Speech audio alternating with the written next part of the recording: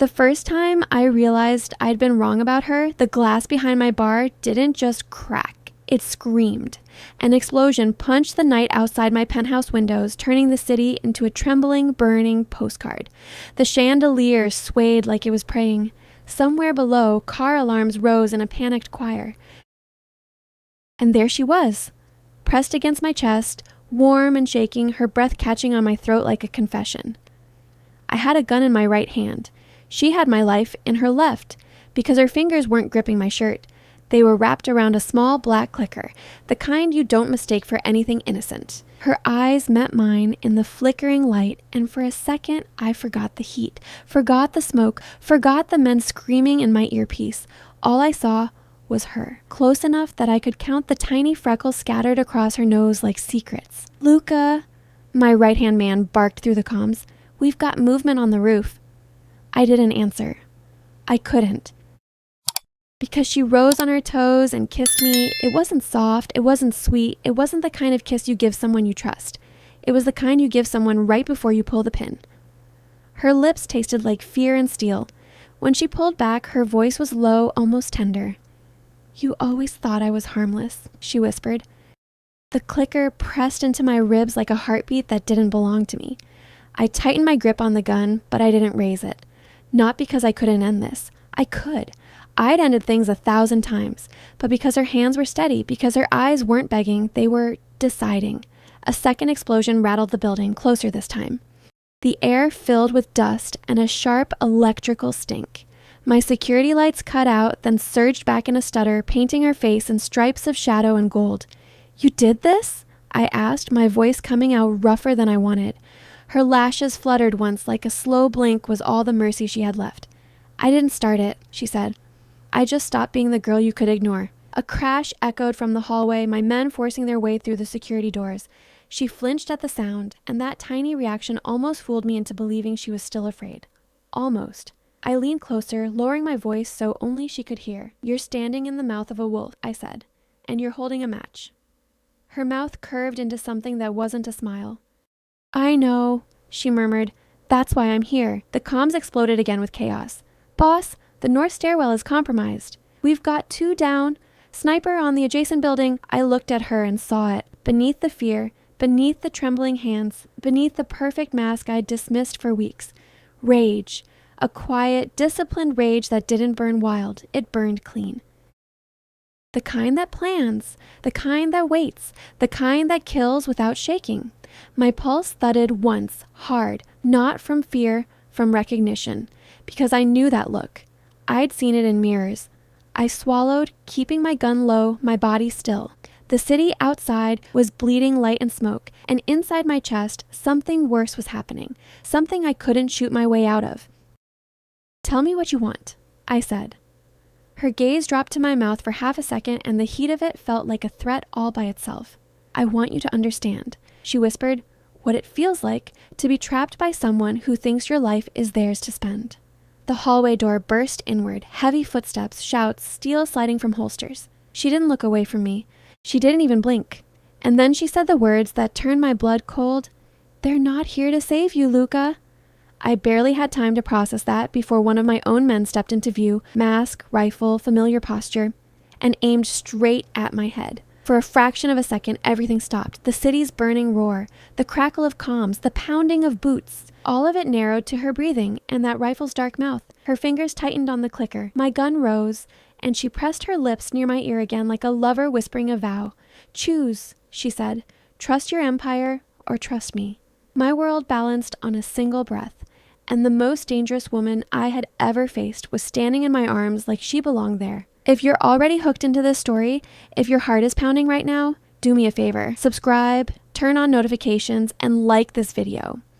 You're going to want to see how far this goes, because the next choice I made almost destroyed everything. I didn't shoot. I turned, fast, using my body as a shield, slamming her down behind the marble bar as the rifle barked. Glass detonated above us like rain made of knives. My men shouted. Someone screamed my name. But the shooter, my shooter, didn't hesitate. That was the part that shattered me. Loyalty in my world had a price. Betrayal had an even higher one.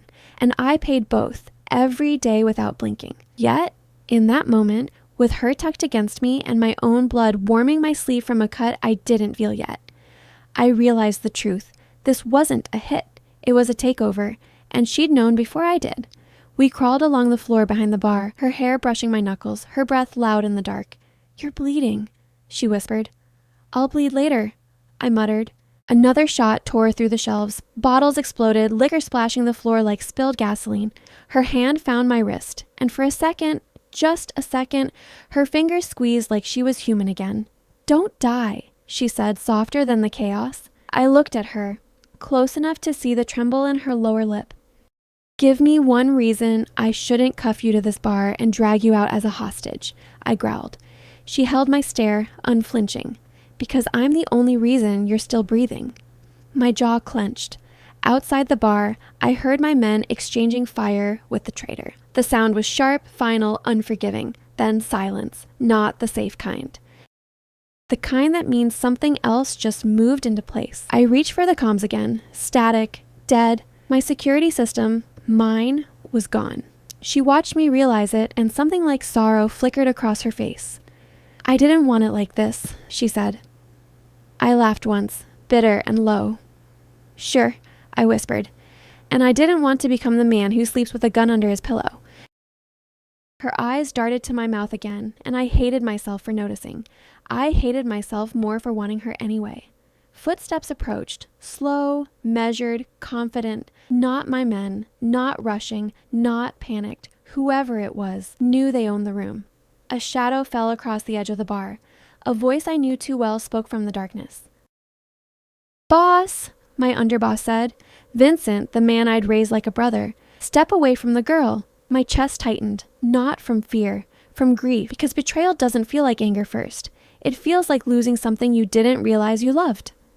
Vincent's shoes clicked closer. "Put the gun down," he said. "You're outnumbered."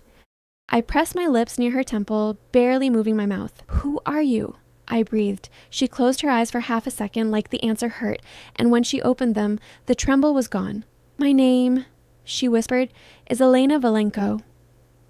The name landed like a bullet. Valenko wasn't just a surname, it was a warning. A ghost story told in back rooms. A family that vanished in blood and fire years ago. An entire empire erased overnight. I'd been there when it happened. I'd watched the city breathe easier afterward, and now one of them was alive, breathing against my skin, holding a clicker like a promise. Elena's voice softened, but it didn't lose its edge. "You underestimated me," she said. "Because you thought I was just a woman trying to survive." Vincent's shadow shifted, impatient. "Elena," I repeated, tasting it like sin. Her eyes glowed in the broken light. "I'm not here to survive," she whispered. "I'm here to finish what you started." And outside the bar, Vincent cocked his gun. "Last chance," he said. I looked at Elena, this storm in human form, and I realized my next decision would decide not only whether I lived, but whether I deserved to. By the time I stood up, my mind had already committed to a plan it didn't fully understand. I rose slowly, gun still in hand, but lowered, letting Vincent see just enough to think he was winning. "Elena," I said, keeping my voice calm, "stay behind me."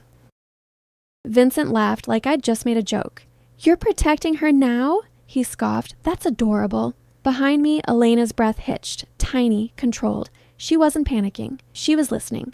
Vincent stepped closer, and in the emergency lights, his face looked too familiar. Sharp jaw, clean suit, eyes that had once held loyalty like religion. Now they held hunger. "I didn't want this," he said, and that was the lie that stung the most. "But you've gotten sentimental, Luca. Weak. Weak." I had killed men for calling me that, but coming from Vincent, it felt like someone kicking a gravestone. "Where are my men?" I asked. Vincent tilted his head. "The loyal ones." He shrugged. "Some are dead, some switched sides. The smart ones chose the future." My grip tightened. The gun felt heavy, like judgment. "And you think you're the future?" Vincent's smile widened. "I know I am." He nodded toward Elena without looking at her. "Hand her over. She was never meant to be in your bed, boss. She was meant to be a bargaining chip." A flash of something crossed Elena's face. Pain, maybe, or disgust. Vincent continued, voice smooth. "Let me clean this up.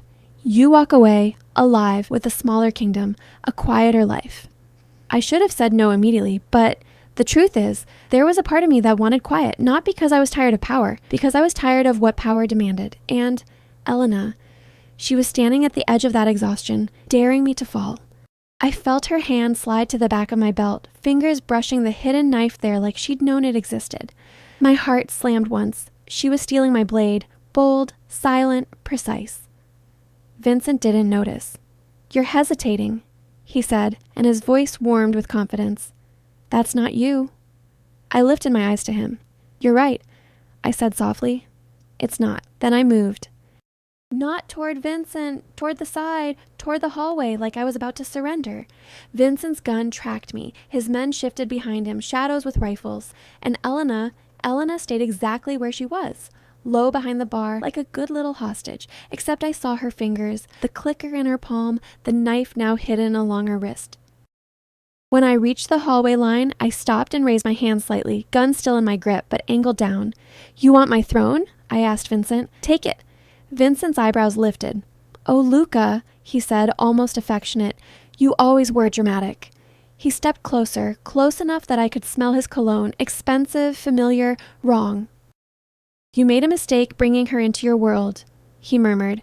"Women like that don't love. They consume." Something inside me snapped, quietly, because he was talking about her like she was a weapon. And he wasn't wrong, but he'd forgotten one thing. Weapons choose their targets. I looked at Vincent. "You're not the future," I said. He sighed like he was disappointed in me. "Then die in the past." His finger tightened and Elena's voice cut through the darkness like a blade. "Now." The lights died, not flickered, died. The room plunged into black. Gunfire erupted instantly, wild, frantic. Men shouted, furniture slammed, glass shattered. I dove left, dragging Vincent down with me by the collar, using his body as cover because I hated him too much to die noble. Elena moved in the dark like she belonged to it. I didn't see her, not fully, only felt the precision of her choices. A grunt, a choke, the wet slap of someone hitting the floor. Then her hand found my shoulder. "Window!" she breathed. "Move!" We sprinted. Bullets tore into walls. The air screamed. I hit the glass with my elbow, already cracked from the blast, and it burst outward in a storm of shards. Wind rushed in, cold and brutal. The city below looked impossibly far, a glittering drop into hell. Elena grabbed my arm, stronger than she looked. "There's a balcony 2 floors down," she said. "How do you know?" I demanded. She looked at me in the darkness, and even without light, I felt her gaze like a brand. "Because I studied you," she whispered, "before I ever let you touch me." My chest tightened. We climbed, jumped, landed hard on the lower balcony. My shoulder screamed, but I ignored it. Above us, voices thundered. Vincent's men searching. Elena's breath came fast now, but her hand stayed steady. "This way," she said, pulling me toward a service stairwell. I followed because for the first time in my life, I didn't know the map of my own house. And that meant one thing. Someone else had been living inside my walls. We descended into the service corridors, the kind built for staff, for shadows, for quiet movement. Elena stopped at a metal door and punched in a code. It opened. I stared at her. "That code is my birthday?" she said, voice flat. "Yes, you really are predictable." I should have been furious. Instead, something dangerously close to admiration sparked in my chest. We slipped inside, a hidden room, small, stocked with supplies, a second safe, burner phones, passports, my contingency room, the place only 3 people in the world should have known existed. I looked at her slowly. "You were in here," I said. Elena didn't deny it. "I needed to know what kind of monster you were," she whispered. "And what did you find?" For the first time, her expression softened. "A man," she said, "who learned to be a monster because the world only respects teeth." Her words hit harder than any bullet. Above us, footsteps stomped closer. Elena grabbed a bag from the shelf and shoved it into my chest. "Put that on," she said. "You're not walking out of this as Luca Moretti." I caught the bag, eyes locked on hers. And what am I walking out as? She stepped close. So close her mouth was near my ear again, and my body reacted before my mind could stop it. "A choice," she whispered. "That's what you are now." Then she opened the bag and pulled out a passport. Not mine, not hers. A third name, a third face. I looked at it, and my blood turned cold, because it was Vincent's name and my picture, a perfect frame for betrayal. Elena watched me process it, her eyes sharp. "They were going to make you the villain," she said softly, "even if you survived." Footsteps crashed right outside the door. Someone began typing in the code. Elena's hand tightened around the knife she'd stolen, and she whispered like a promise to both of us. "Tonight, you finally learn what it feels like to be underestimated." The lock clicked, the door handle turned, and I realized I had no idea of which side of the darkness I was on anymore. The door swung open, and Elena moved first. Not wild, not reckless, clean. She struck the wrist of the man entering, forcing his gun down, then slammed the edge of her palm into his throat hard enough to drop him to his knees. He didn't die, he just couldn't breathe. She caught his weapon before it hit the floor and tossed it to me without looking. I caught it on instinct, heart hammering. 2 more men rushed in behind him. Elena didn't retreat. She stepped forward, shoulders squared, eyes cold, and in that instant, she looked nothing like a girl who'd been trapped. She looked like consequence. I fired, not to kill, but to stop. Shots into the ceiling, into the wall beside their heads, forcing them back.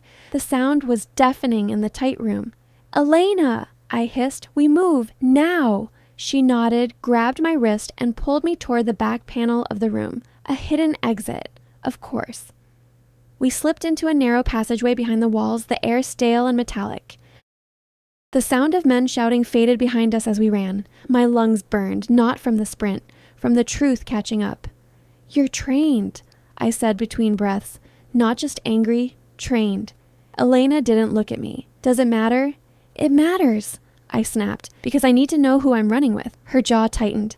"You're running with the wreckage," she said, "of what your world did to mine." We reached another door, this one opening into the underground garage. The space smelled like oil and concrete. My car sat in a silent row, glossy and expensive, like trophies that didn't mean anything right now. Elena walked straight past them to an older vehicle at the far end, plain, dusty, almost invisible. I stared. "That car isn't mine." She glanced at me. "It is now." "How?" She opened the driver's door and looked back at me, eyes unblinking. "Because I put it here." My stomach dropped. "You've been in my life longer than I realized," I said, voice low. Elena slid into the driver's seat. "And you still thought I was harmless." I got in beside her, grabbing the gun, scanning the garage. "Why didn't you kill me?" I asked. "If you came here to finish something, why not finish it with my blood?" Elena's fingers tightened on the wheel. For a second, her mask cracked, just enough to let something softer bleed through. "Because you didn't look at me the way he did," she whispered. "You didn't touch me like I was a thing." My chest tightened. "Who?" I asked. Her eyes flashed. "Don't. We didn't have time for this." The garage door above groaned. Movement. Voices echoed through the concrete. Boots. Metal. Elena started the engine. It roared to life. Too loud. "Seatbelt," she said. I almost laughed. "We're about to be shot at, and you're worried about a seatbelt?" She shot me a glance that could cut glass. "I didn't come this far to watch you die like an idiot." That shouldn't have hit me the way it did, but it did. We peeled out of the spot just as headlights flooded the garage entrance. Men spilled in, weapons up. Elena swerved, tires screeching, driving straight toward them. My hand rose with the gun. "Elena! Trust me," she snapped. I fired into the ground near their feet, warning, distraction, while Elena slammed the car into a support pillar's emergency release box. The garage gate shuddered, then began to lift, slow, begrudgingly. A bullet pinged off the trunk. Elena didn't flinch. We shot forward, squeezing under the rising gate with inches to spare, sparks showering over the hood as metal scraped paint. Then we were out. Night air, city lights, sirens in the distance like wolves calling. Elena drove like she'd been born in escape routes, side streets, sudden turns, disappearing into the veins of the city. I stared at her profile in the dashboard glow. "How long have you been planning this?" I asked. "Long enough," she said. "And what's the end game?" Silence. The kind that felt like a door closing. Finally, she spoke, voice steady. "To take everything from the people who took everything from me, and I'm in the way," I said. Her hands tightened on the wheel. "You were," she admitted, "before you chose not to shoot me." I let out a slow breath. "You kissed me," I said quietly. "Was that part of the plan too?" Elena's throat moved, swallowing something dangerous. It was supposed to be, she said. The car slipped under a bridge, shadows swallowing us for a moment. When we came out the other side, Elena's voice was softer. But then, you looked at me like I was real, she whispered, and I hate you for that. I turned toward her, my pulse pounding for reasons that had nothing to do with bullets. Because it makes it harder? I asked. She nodded once, almost invisible. Because it makes me wonder, she said, if monsters can choose to stop being monsters. We drove in silence for 3 blocks. Then my phone, burner, emergency, buzzed. A single message flashed on the screen from an unknown number. You have 24 hours, bring the girl, or we release the video. My blood went cold. What video? Elena asked immediately, eyes flicking to the screen. I didn't answer fast enough because I already knew. I'd heard rumors, whispers of a recording, something that could ruin me, ruin the family, ruin everything. A weapon made of truth, and someone had it. I looked up and realized Elena was staring straight ahead, jaw clenched like she was holding herself together by force. You knew about this, I said. Elena didn't deny it. She just whispered, like a confession that tasted like ash. That's why they sent me. And in that moment, I realized I wasn't falling in love with the storm. I was letting the storm into my house and pretending I wouldn't drown. The safe house wasn't glamorous, no marble, no skyline, no luxury. Just old brick, a narrow staircase, and a single room above a closed bakery that smelled faintly like sugar and dust. Elena locked the door behind us, then stood there like she was waiting for me to decide what to do with her. I wanted to shake her. I wanted to kiss her. I wanted to ask her how deep the knife went. Instead, I tossed the burner phone onto the table. Tell me the truth, I said. All of it. Elena didn't move. If I do, you'll hate me. I already don't know what I feel, I snapped. So try me. For a moment, her eyes looked tired in a way that had nothing to do with tonight. Then she walked to the window, staring down at the sleeping street. My family, she said quietly, was erased. I swallowed. Valenko. She nodded once. You were there, she added, not accusing, just stating a fact that sat between us like a corpse.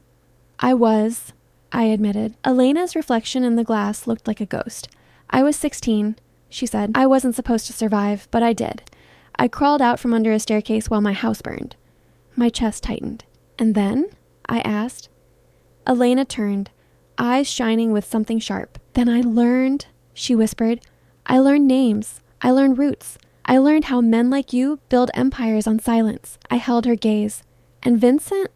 Her mouth twisted. Vincent found me, she said, or what was left of me. He offered me protection, a new life, training. My jaw clenched. So you're his? Elena flinched. I'm no one's. She stepped closer, voice low. He trained me, she said, but he never owned me. He thought he did.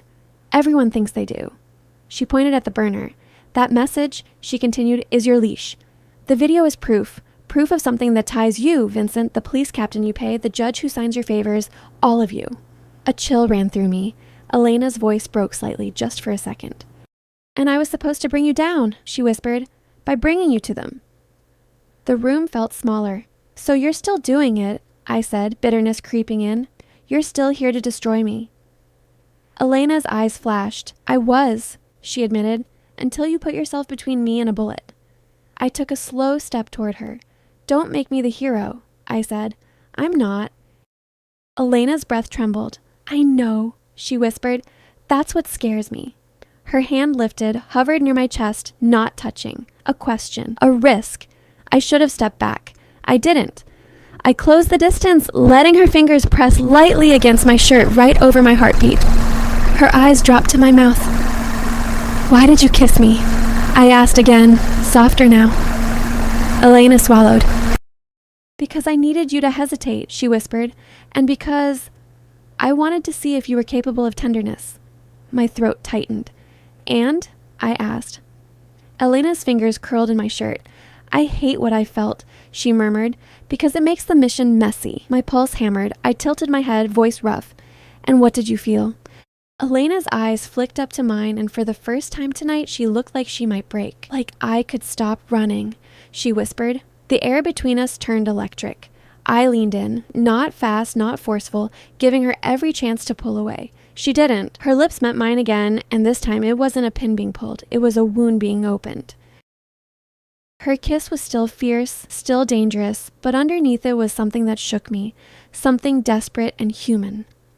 I cupped her face gently, feeling her inhale sharply like she wasn't used to being held without being claimed. When we broke apart, her forehead rested against mine. Luca, she breathed like my name was a mistake she couldn't stop making. A knock hit the door downstairs, 3 sharp taps. Elena stiffened instantly. My hand went to the gun. Another knock, louder. Then a voice called up the stairs, too calm, too familiar. Boss, Vincent said, I know you're up there. Elena's eyes widened, shock, then fury. How did he find us? She hissed. I didn't answer because the truth hit me like a fist. There was only one way. Someone had tracked her, or she'd been followed, or, worse, she'd led him here without realizing it. Vincent's voice rose again, patient as poison. I don't want to burn the whole block, he called. Come out. Elena's hands curled into fists. I can end him, she whispered. Her voice didn't sound like a threat. It sounded like a practiced solution. I grabbed her wrist, firm, grounding. No, I said. Elena snapped her eyes to mine. Why not? Because I won't become him to stop him, I growled. Not tonight. Vincent laughed downstairs like he'd heard us somehow. Elena, he called, voice almost warm. You did good bringing him here. Elena's face went pale. I stared at her. You didn't. I didn't, she whispered fiercely. I swear. Another sound, metal scraping. He was blocking exits. Elena's eyes darted around the room, calculating. Then she looked at me, jaw tight. Do you trust me? She asked. I should have said no, but my body remembered her hands steady in the dark. My voice came out low. Yes. Elena exhaled once, like she'd been holding her breath for years. Then don't let go, she whispered. She grabbed my hand and pulled me toward the back of the room, toward a trap door I hadn't noticed before. Vincent's footsteps started up the stairs. Slow, confident, he wasn't hunting, he was collecting. Elena opened the trapdoor. Darkness yawned beneath it. She looked back at me, eyes blazing. Welcome to my world, she whispered. Then she dropped down into the black and dragged me with her. The tunnel beneath the bakery was tight, damp, and ancient, one of the city's forgotten arteries that criminals and saints had used for centuries. Elena moved ahead of me with a small flashlight, one hand on the wall, the other holding the knife like it was part of her body. I followed close, hearing Vincent above us like thunder in a different universe. My mind raced. You didn't know about this tunnel, I muttered. Elena glanced back. Of course I did. You've been planning your escape routes for years, I said, bitter admiration in my voice. Elena's jaw tightened. I've been planning my survival. We reached a rusted ladder and climbed into an abandoned storage room 2 buildings away. The air smelled like mold and old flour. Elena pushed open a door, and we stepped into a narrow alley behind a row of closed shops. Rain began to fall, thin, cold, relentless. Elena tilted her face up for half a second like she wanted to let it wash everything off. Then she focused again, all steel. We can't stay in the city, she said, not with Vincent controlling your men. And the video? I asked. Who has it? Elena hesitated. That hesitation was a knife twist. Elena, I warned. She swallowed. A police unit, she admitted.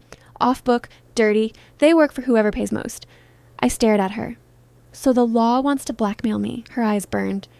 The law killed my family, she snapped. Don't act surprised, it's rotten. I clenched my jaw, forcing myself to breathe. Then we get the video, I said. We destroy it. Elena looked at me like I'd just spoken a foreign language. You're willing to burn your empire to stop Vincent? She asked. I'm willing to burn anything, I said, voice low, if it means I get to choose who I become next. Elena's expression flickered, something like hope trying to survive. We stole a car from a quiet street, not glamorous, not violent, just necessary. I wasn't proud of it, and Elena didn't pretend it was romantic. We drove toward the edge of the city where warehouses slept and the river cut through industrial silence. Elena guided me to a place she called Neutral Ground, a shipping office owned by an old man who didn't ask questions. Inside, the lights were dim, the air heavy. Elena shut the door, then finally turned to face me fully. Tell me something, she said quietly. What? I asked. Her voice softened, dangerous in a different way. If you weren't this man, she whispered, eyes on my mouth, then my eyes, would you still want me? The question hit like a punch because it wasn't about lust. It was about worth. I stepped closer. I don't know who I'd be without this world, I admitted, but I know one thing. Elena's breath caught. I want you, I said, and I hate that I want you because wanting you feels like handing you my throat. Elena's eyes shone. Good, she whispered. Now you know how I feel. She stepped into me, palms on my chest, and kissed me again, hard, hungry, trembling with everything she'd held back. It wasn't safe. It wasn't pure, but it was real. A sudden buzz from my phone cut through the moment like a blade. Another message. Meet at Pier 17. Alone, bring her, or the city sees everything. Elena read it over my shoulder, and the warmth drained from her face. That's a trap, she whispered. Of course it is, I said. Elena pulled back, eyes fierce. Then why go? I looked at her, rainwater still clinging to her lashes like diamonds. Because they think you're my weakness, I said. Elena's lips parted. And you're not, I continued. You're the most dangerous thing I've ever let close. Her jaw tightened, then she nodded once. Pier 17, she said. Fine. I searched her face. What are you thinking? Elena's voice came out like ice. I'm thinking, she whispered, they're about to learn what happens when you underestimate the wrong woman.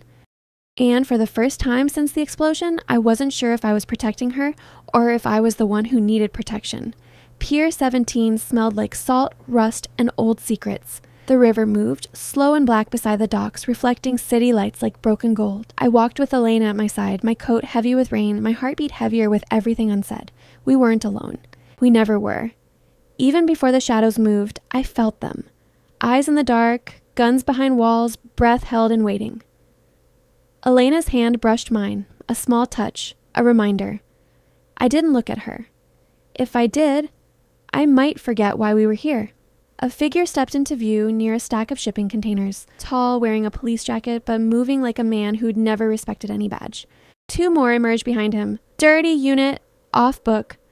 Elena's jaw clenched. The first man smiled, too relaxed. Mr. Moretti, he called, you're punctual. Show me the video, I said. He chuckled. Sure, after you hand her over. Elena stiffened beside me, but she didn't flinch. I kept my voice calm. You don't want her? You want leverage. The man shrugged. Same thing. He nodded toward Elena. She belongs to someone else. Elena's lips curved, cold. I don't belong to anyone, she said. The cop laughed like that amused him. That's cute. Elena's eyes sharpened. I stepped half an inch closer to her, subtle, protective. The cop noticed. Aw, he said. You caught feelings. That's going to make this easy. He lifted a tablet, tapped the screen, and held it up. A paused frame, a room, a table, a man, me, sitting beside Vincent. Cash, a judge, a police captain shaking hands. Proof of everything. My stomach twisted. See? The cop said. One upload and you're not a king. You're a headline. I kept my face still. Elena, I murmured under my breath. Don't move. She whispered back, don't treat me like I'm breakable. The cop stepped closer. Hand her over, he said, voice hardening. Last time. This was the moment. The hinge, the place where men like me usually choose power, where we usually choose survival. I looked at Elena, not at her weapon, not at her anger, at her eyes, and I realized something brutal. If I gave her up, I'd live. But I'd never be able to look at myself again, so I made my choice. I lifted my hand slowly, then tossed my gun to the ground at the cop's feet. Elena's head snapped toward me. Luca! Shh, I whispered. Trust me. The cop grinned, triumphant. That's better. He kicked the gun away, then reached for Elena's arm, and Elena smiled. Not sweet, not nervous. A smile that said, you just stepped into the wrong story. She moved fast, twisting out of his grip, slamming her elbow into his ribs, snatching his badge clip and yanking him forward. I grabbed the tablet from his hand and smashed it against the container wall. The screen shattered. The cop roared. His men raised their guns. Everything snapped into chaos. I shoved Elena behind me. Instinct, reflex. Elena cursed and shoved back. Stop trying to be noble. A gunshot cracked into the air, warning, not aimed. They wanted us alive, because dead men can't be blackmailed. The first cop grabbed my coat, pulling me close, spitting in my face. You think breaking a screen breaks the threat? He snarled. I stared back, calm. No, I said, but it buys time. Elena's voice cut in, sharp. Luca, look! I turned. A figure stepped out from behind another container. Vincent, dry suit, calm face, a ghost in expensive shoes. He smiled like this was all exactly as planned. Boss, he said softly, you came. My blood ran cold. The dirty cops stiffened, surprised, uneasy. Vincent looked at them with contempt. You've been useful, he said, but you're not subtle. The cop leader glared. You said you'd pay. Vincent waved a hand. I will, just not with money. He nodded once, and from the darkness behind him, my former men appeared, guns raised at the cops. The cops spun too late. Shots rang out, quick, controlled, aimed to disable, not slaughter, but brutal enough to drop them. Elena grabbed my arm. Move! We ran, between containers, through shadows, the dock turning into a maze. Behind us, Vincent's voice followed like smoke. Elena! He called. You can't run forever! Elena's breath came harsh. He thinks he owns me, she hissed. My chest hammered. We reached the edge of the pier where the water churned below. No exit, only river, only night, only choices. Vincent stepped into view at the far end, alone now, gun in his hand. Boss, he said, you really would throw away everything for her? I stared at him, rain dripping from my lashes. She's not my weakness, I said. Vincent laughed. That's where you're wrong. He raised the gun, aimed at Elena. My body moved before my mind. I stepped in front of her. Vincent's smile faded slightly. You'd take a bullet for her, he said, almost impressed. Elena's hand grabbed my shirt hard. Luca, don't... Vincent's eyes narrowed. Fine, he said. Then I'll just take her anyway. He whistled once. Footsteps. Men emerging from the shadows behind us. We were surrounded. Elena's breathing slowed. Not panic, focus. She leaned close to my ear, voice steady. Remember the clicker? She whispered. My blood chilled. Elena, she pressed something into my palm, a small device, not a detonator, a transmitter. A signal, she murmured, for someone who owes me. I stared at her. Who? Elena's eyes shone in the dock lights. The only person Vincent doesn't control, she whispered. Then she stepped out from behind me, lifting her chin, facing Vincent like she was facing her past. You underestimated me, she said loudly. You trained me like a weapon. Vincent's jaw tightened. And now, Elena continued, voice rising, you're going to learn what happens when a weapon chooses its target. Vincent aimed. My finger tightened on the transmitter. And right then, sirens exploded in the distance, growing louder, fast, not random, directed. Elena's someone was coming. Vincent's eyes widened a fraction. For the first time, fear flickered, and I realized Elena hadn't just brought me here to be trapped. She'd brought Vincent, and the trap was closing. If you're feeling that tension right now, if you can't decide whether to hate her or admire her, hit like, share this, and tell me you're here for romances that burn like this. And comment, trust is a weapon. Because in this story, the wrong kind of trust can get you killed. Vincent backed up, calculating. Police, he spat. You think they'll save you? Elena's smile was razor thin. No, she said. I think they'll expose you. And then she turned to me, eyes suddenly soft. Luca, she whispered, if we survive this, you have to decide what kind of man you want to be. Before I could answer, Vincent fired. The bullet ripped past my shoulder, tearing fabric, burning skin. I staggered. Elena screamed my name, raw, furious. And the world erupted as red and blue lights flooded the docks. The trap snapped shut. But I didn't know yet if we were the hunters or the prey. The police storm wasn't clean. It wasn't heroic. It was chaotic, screaming, and full of men who had been paid by someone at some point. But even corrupt systems can become weapons when pointed at the right target. Officers flooded Pier 17, shouting orders, flashlights slicing through the rain. Vincent's men scattered. Some fired into the air to create confusion. Some vanished into the container maze like rats. Vincent didn't run. He watched, calm again, like he'd already calculated a way out. Elena grabbed my face, forcing my eyes to hers. You're hit, she hissed. It's nothing, I growled through pain. Elena's hands pressed my shoulder, firm, and when she saw the blood seeping, she sucked in a sharp breath. Her eyes went wet, anger and fear tangled together. Don't you dare die on me, she whispered. That single sentence hit harder than the bullet, because it wasn't a tactic, it wasn't manipulation, it was raw, real. I caught her wrist. Elena, I rasped. Who did you call? She swallowed. A woman, she said. A prosecutor who hates Vincent more than she hates you. I stared. Why would she help? Elena's jaw tightened. Because Vincent killed her brother and called it justice. Sirens, shouts, boots closing in. Vincent lifted his gun again, aimed at Elena this time. I moved. Elena shoved me back. Enough. She stepped forward, hands raised, palms open, walking toward Vincent like she was offering herself. Vincent's eyes narrowed. You think you're brave, he said. You're just reckless. Elena's voice was calm. You made me, she said. Vincent's smile returned small and cruel. Yes, I did. Elena stopped 3 steps from his gun. And now, she whispered, I unmake you. She pulled something from her coat, a flash drive. Vincent's eyes flickered, interest, then suspicion. Elena held it up. The video, she said loudly. The real one, not the edited version they used to frame Luca. My blood went cold. She had it, the whole time. Vincent's smile froze. Police flashlights hit us. Someone shouted, Drop your weapon! Vincent lifted his hand slightly, gun still pointed. Elena's voice cut through the chaos. This man is Vincent Caruso, she yelled, clear and sharp. He orchestrated the Valenco massacre, the judges, the police, everything. He's been hiding behind Luca Moretti's name for years. A murmur ran through the officers. Vincent's eyes blazed. You traitorous! Elena stepped closer. You underestimated me, she whispered just loud enough for him to hear. Again! Vincent lunged, fast, trying to snatch the drive. I moved, grabbing his arm, twisting, forcing the gun away. We struggled, grunts, rain, slick suits, rage. Vincent's strength was real, fueled by desperation. He slammed me into a container. My shoulder screamed. Elena screamed my name again. Then, without hesitation, she drove her knee into Vincent's side hard enough to fold him. Vincent gasped. Elena snatched his gun and tossed it into the river.